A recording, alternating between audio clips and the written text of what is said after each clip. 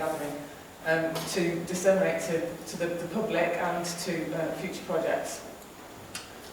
We had a tour yesterday, and I hope that that will be able to contextualise everything that we're going to talk about today, and our speakers, who have very kindly come along, will be able to give you some more detail on that. Just a quick, before, I didn't have a chance before, but just a quick housekeeping thing. I know it's a bit out of kilt, but if you need the toilets, you go out the door and down the stairs.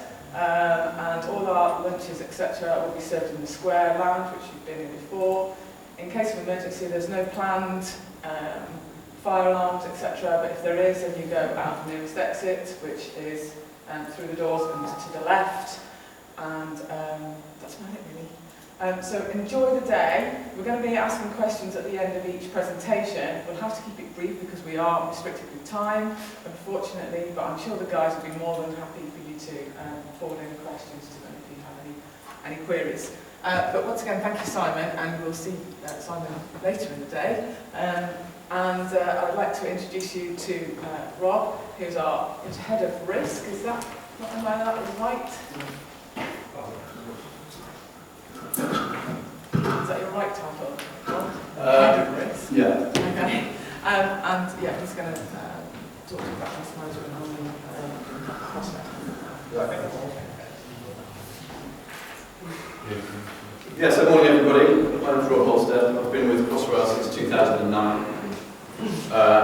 I've been involved in implementing our risk management approach since that time. And as Simon sort of said in his presentation, 2009 was the point that we'd got all the agreements, we'd got the parliamentary bill, we'd got the money, and then we were, 2009 was the point that we went to go deliver the project. So there's a kind of a change in gear at that point in the project, and that's when I came on board and we changed from a development project, a paper project, into a real delivery project.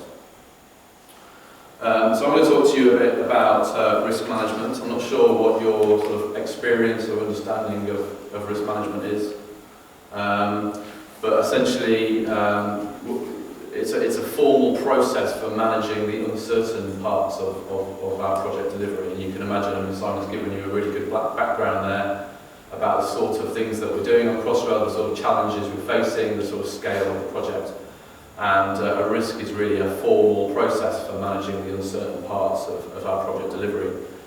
So we define risk, this is just something I've sort of taken off the internet as an APM definition, Association Project Management definition of risk, is an uncertain event or set of circumstances that could have an effect on the objectives of the project. And it's the two parts, there's an uncertainty that could affect our objectives, and those are the two bits that you need to get to have a risk that you need to manage.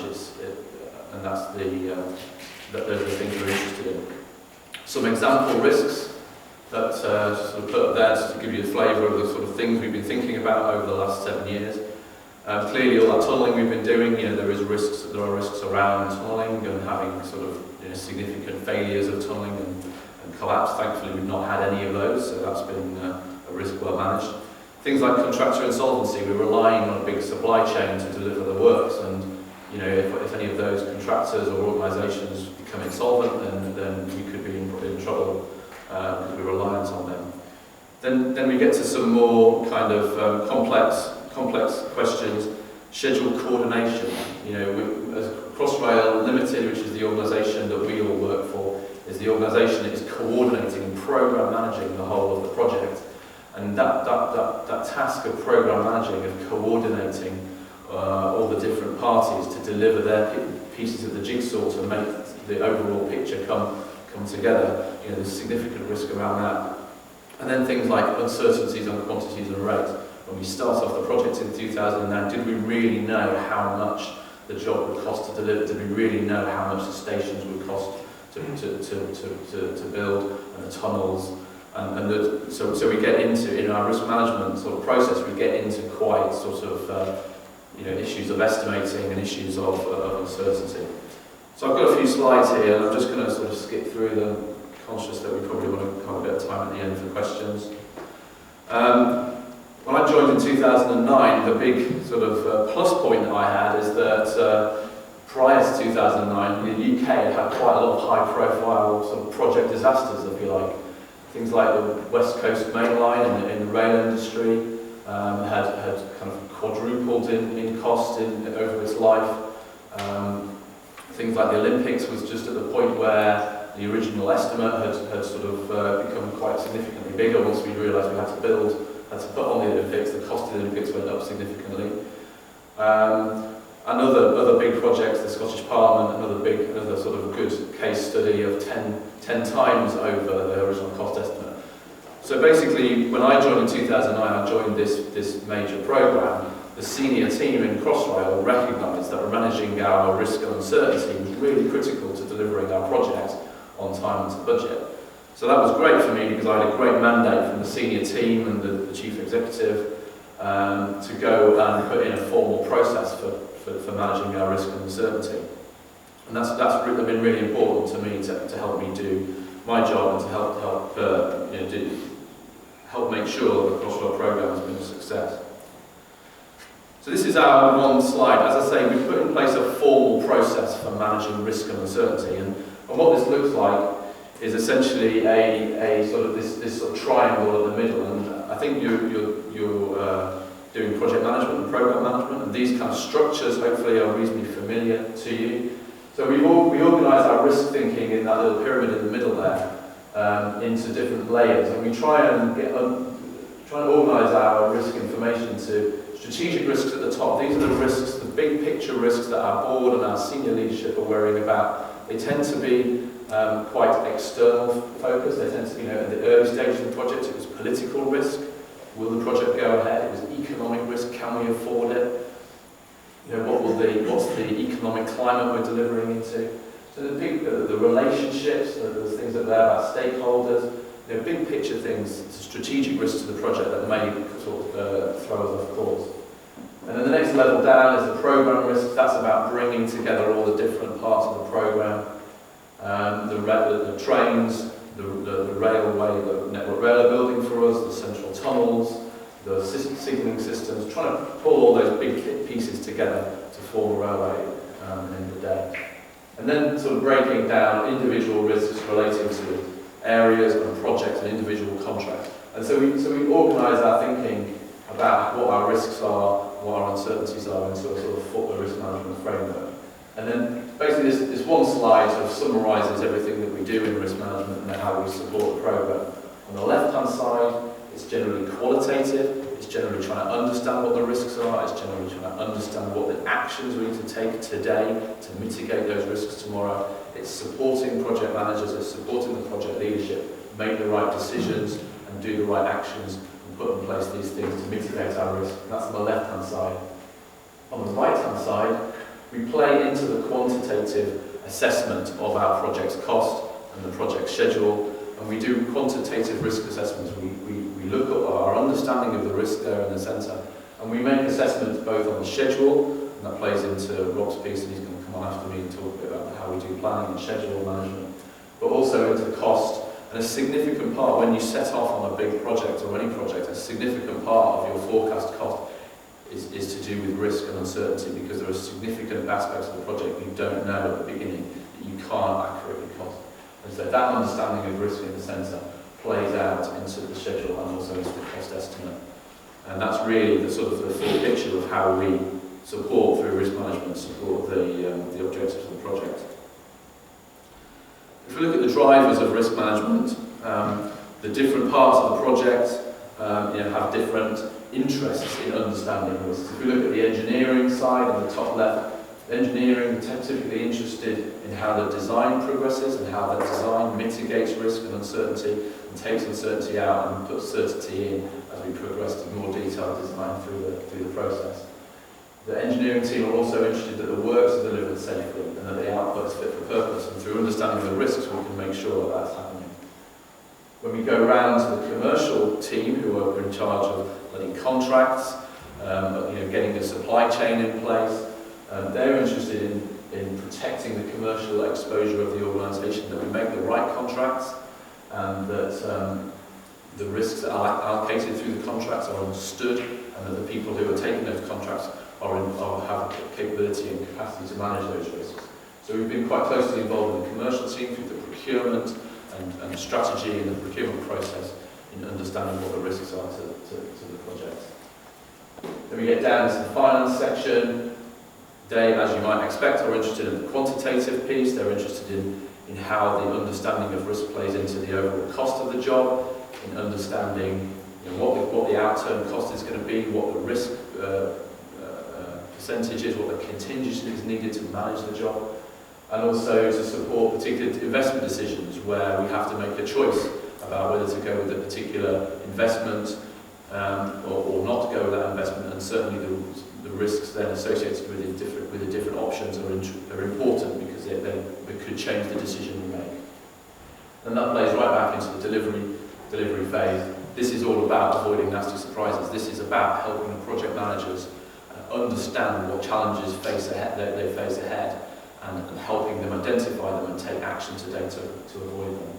And it's also about identifying opportunities to improve. It's also an upside. It's not just about threats. It's also about opportunities. What are the uncertainties out there that we can take advantage of to improve our delivery? And it's about heading off issues before they impact. So all of that is all part of the discussion about risk management and how we sort of are involved in the different aspects of the project. And at the bottom, it kind of gives us a bit of a mission statement there.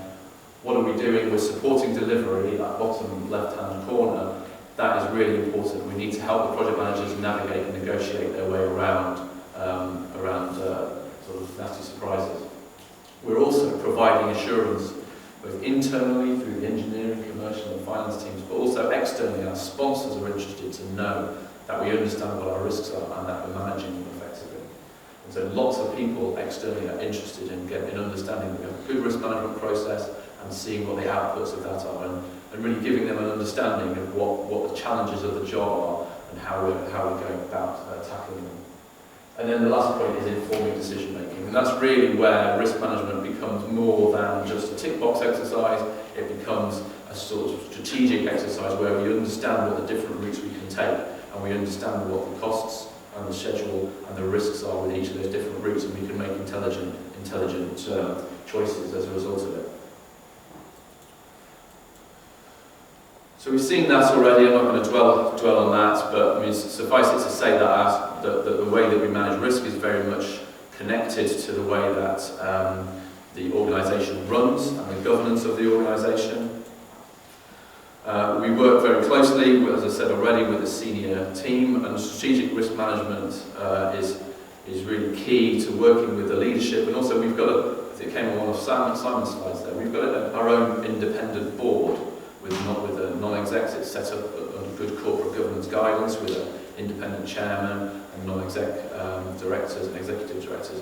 They're interested in understanding that we've got a risk management process. They're interested in understanding that we are capable and doing the right job, but they also want to know what the strategic risks are to the project. And we've had we used a few tools in order to get that right discussion happening at that level. And this is the QRA, what I call the QRA piece, quantitative risk assessment. I don't know if you've come across this, but this is basically taking that good understanding of our risks and playing it into our schedule, our planning activity, and also our costing activity. We use a process called Monte Carlo modelling, if you've ever come across that, and we use some tools. There's a tool which used to be called PertMaster, is now called Oracle Risk Manager, I think, part of the Oracle planning tool that we use. And we use a tool called At Risk from Palisade to do our quantitative modelling. And these are Monte Carlo simulation tools allowing us to produce these range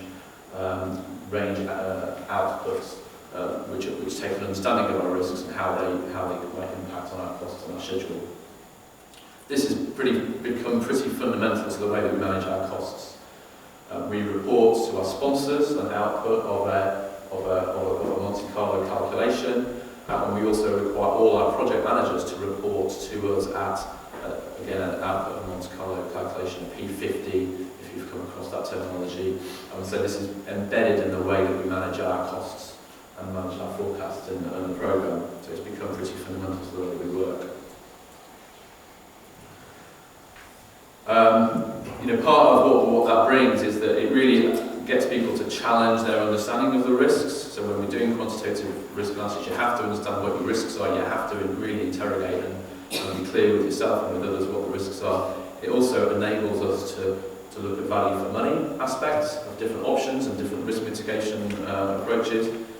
It also allows us to prioritise risk management activity. A lot of risk management that you see elsewhere probably is quite qualitative. It relies on identifying risks and rating them as red or amber or green.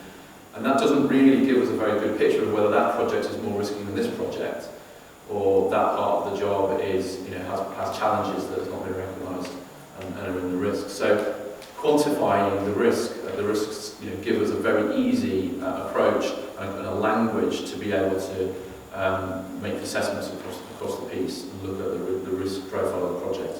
As I've said already, it informs the cost and the change management processes, and it gives us that language to talk about risk in a really useful way. But fundamentally, the bottom line is that risk management is very simple. We are to some extent trying to gaze into the future. We are to some extent trying to figure out what might happen. And we use this very simple process. This is a common aspect of all risk processes I would suggest that you will have come across and learnt about.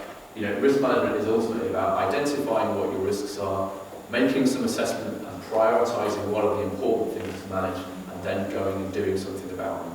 And that's the respond stage. In respond, there are different approaches you can take. Terminating is basically stop the activity. If there's a risk associated with the activity, just stop it. Don't do it. There's no risk. Not always possible because we have to do these activities to deliver the railway, but they do allow us to think about different ways of solving the problem. Transferring risk. We've got a great supply chain of expert people and specialist skills. That transferring the risk to them is much more effective than us trying to do a lot of these complex tasks ourselves. Treat the risk is about managing. It's a bit of a made-up word to make sure I all line up to 4 T's there, but treat is about mitigate. It's about looking at the probability of the risk and doing something about the probability. It's looking at the impact and doing something about the impact. So that's the management. And tolerate is the last line of defence. It's just put money in your contingency to fund the risk, but float in your schedule to absorb the risk. It's about protecting yourself. If you go out on site with PPE and a hard hat, it's the last line of defence after you've tried everything else to manage and mitigate that risk. But ultimately, it all comes down to that unsolicited matters. And the reason I put this slide in is that over the last 7 years, we've been getting more and more complex in the process, but ultimately it's a very simple thought process that we need to make sure that people are still thinking, identify what the risks are, figure out what's important, make the assessment, prioritise, and then do something about it. We've engaged with our supply chain and are managing risk with our Tier 1 contractors, which are the main contractors that are reporting into us. And we've got our risk process and we're bringing them into the risk process. We use a risk management database, which we call ARM, and we engage our supply chain in our risk management database. We use the database to track, identify risks, track them, look at the mitigation actions, and do the reporting. So we're engaging the supply chain, and this activity goes beyond our core client organisation. And there is an assurance aspect, as I said earlier. There's support delivery, provide assurance, and informed decision making. Quite a lot of risk management comes from the assurance side, it comes from the audit sort of side. A lot of risk managers will come from that part of the world, if you like, and come into risk management. And so this is just sort of identifying how risk management plays into a 3 lines of defence model. I'm not sure if you've come across this model, but this essentially says in assurance, we need to get assurance that everybody's doing the right thing and doing it right. That comes in 3 levels. The first level is that the people actually doing the activity, the delivery teams, are doing their own assurance, and assurance, doing self-assurance. It comes in second line of defence, which is things like where I sit as a central risk management function, also quality, finance controls, people internally monitoring those people who are doing the activity and providing assurance that everything's going right there. And then the third line is independent assurance. It's the people that you invite in, your independent auditors, your independent experts, your sponsors in our case, who you invite in to give assurance at the third line there at the sort of highest level that you've got the policies and procedures and processes in place to do the activities that you're doing in an effective way. So this plays into how we play into that. And this is where we sit in risk management. We report up and out to the joint sponsor team. We aggregate risk information for cost and schedule. We inform auditing, and we engage with the sponsors in the insurance program. And the insurance program is quite a key link. I'm not going to go into that in too much detail today, but there will be a learning legacy paper on it, so you can go and have a look at that. We also report into XCOM, report into our internal sort of functions, and we also provide assurance on the projects that are actually the delivery teams that are actually doing the jobs, and provide sort of tools for them to assure themselves that things have been done effectively. So as I said, I mean this slide comes sort of on the assurance piece, but in general, as I say, for 7 years since 2009, we've, from a standing start really, from a new project organisation, we've put risk management in sort of right at the heart of the way that a project works. Those points stand that it is about, for us, our success has been about getting a good engagement with delivery. It's about giving delivery teams a tool to help them avoid the nasty surprises. But in doing so, and getting that process engaged and helping them, it also provides assurance to all those other functions, the engineering, the commercial or finance, that we understand what our risks are and that we're managing them. And it also then plays into the different tasks of those teams to do what they need to do, and to do that with the confidence that we understand what lies ahead. And we have also had some success over the last 7 years, as I say, informing some of the key decisions that we made in the project and avoiding certain routes that may have taken us into more risky territory. And yes, December 2018 was on target for delivering the main tunnel by that date. So that's all I've got. I'm happy to answer some questions if you have any. Any questions? Right. Oh, okay. Thank you. In terms of risks and that, what things have you tended to overestimate the most and underestimate the most then, or what surprised you on the project, that kind of thing? That is an excellent question. Thank you. Well, I think technically, so as I said at the start, one of my example risks was the tunnelling risk. When I started in 2009, there was genuine concern about the volume of tunnelling, about the nature of it, but right under our feet in central London, right under some very critical buildings and structures, there was genuine concern about how that would go. But that aspect of the works has been really delivered extremely well, and we've, through managing risk at all the way through the organisation, right from the team on the tunnelling machine to the teams managing them and the leadership teams sort of assuring all that kind of stuff. We've really done extremely well and delivered the tunnelling to a level of quality and safety that we probably wouldn't have dared to dream about.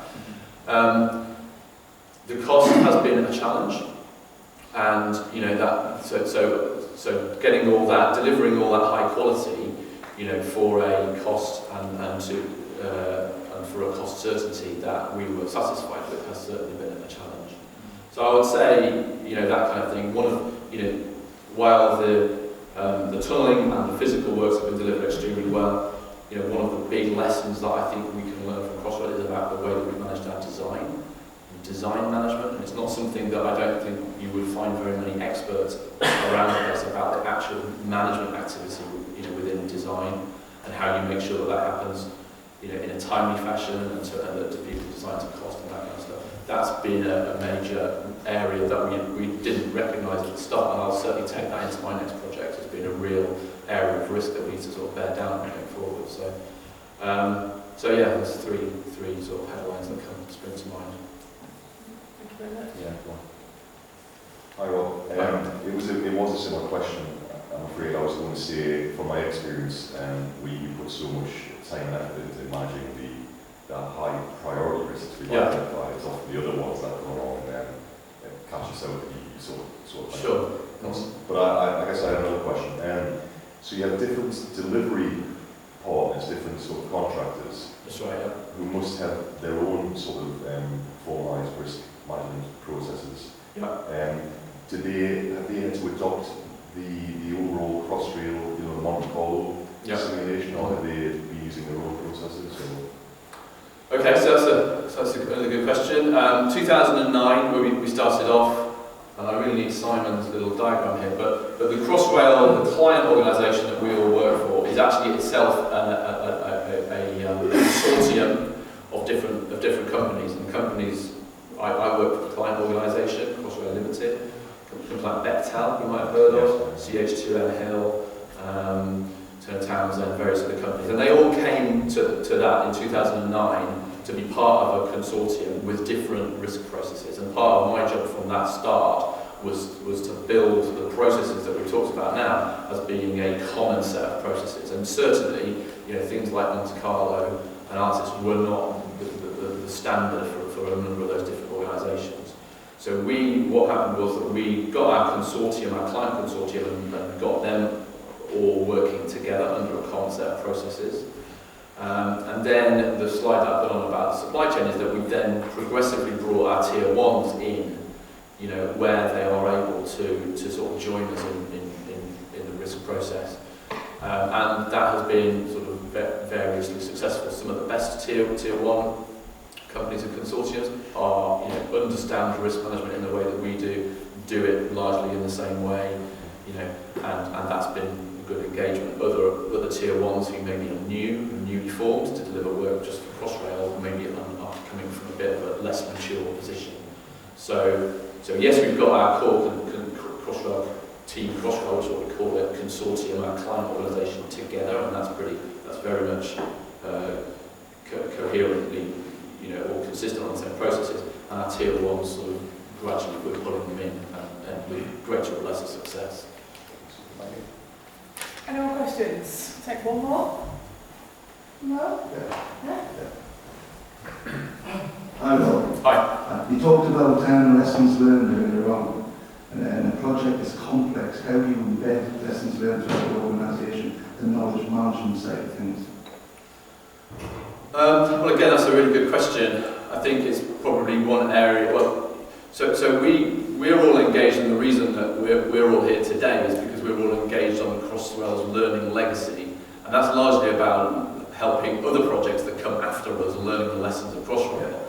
Internally, I would say we've not been that great at learning lessons, and part of all the functional teams, so my risk team and the planning team and the different teams that go across a number of different projects, it's that they are generally tasked with supporting that kind of communication across the projects and learning lessons. But I would say we haven't got a formal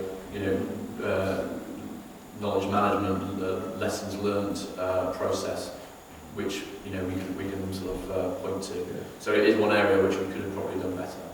It's probably going to be a big deal with Crossrail too, which is our planning as well, make sure those lessons are taken forward. Yeah, so I think, as I say, that we're almost better at learning giving lessons to the next project, and a number of people have moved from Crossrail 1 to Crossrail 2, and we'll take those lessons with them. I think internally we have not sort of necessarily nailed that, but So would you consider that to be a risk in itself?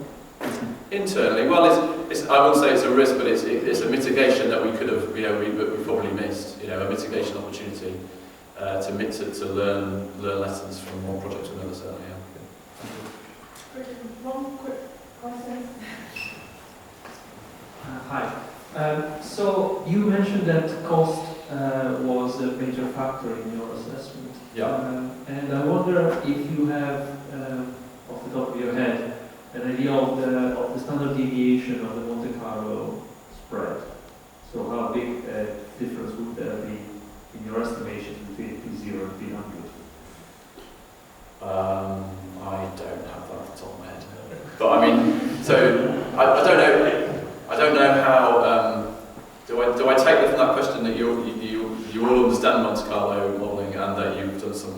thinking about it? Actually, no, all of these students do Okay. actually teach that. Okay, so what I can say is that we've constantly been challenged by the standard deviation that we produce from the assessment, and we constantly have to think about, you know, what we report. So I'm now going eating in some else's time, but our sponsors in 2009, when we started off on the delivery phase, were actually very mature for